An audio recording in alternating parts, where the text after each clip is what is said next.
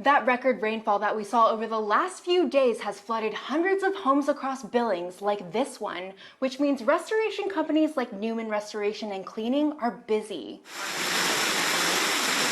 Hundreds of gallons of water was cleared from this basement. The engine will automatically shut off when it's full. And it's just one of many homes Newman Restoration and Cleaning has visited over the weekend. We've had 99 phone calls, and then we have 70 active jobs going between commercial floods and residential floods. CEO Andrew Newman says they began receiving calls late Friday night.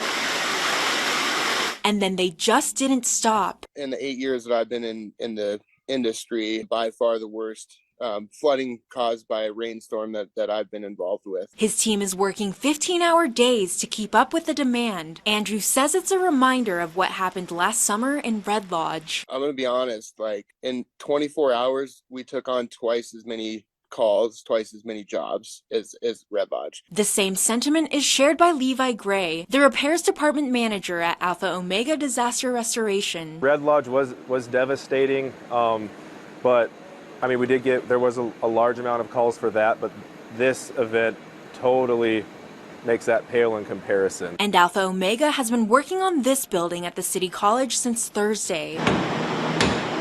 We had crews going from 9 o'clock that night until 3 or 4 in the morning, get a couple hours of sleep, come back in about 8 o'clock Friday morning, and then continue on through the day. And though the work is laboring, both companies intend on helping as many folks as they can in a time when they need it most. Most importantly, we just take it very seriously. Like when somebody's at their breaking point or at their worst, we want to come in at our best and be there for them. In Billings, Alina Howder, MTN News.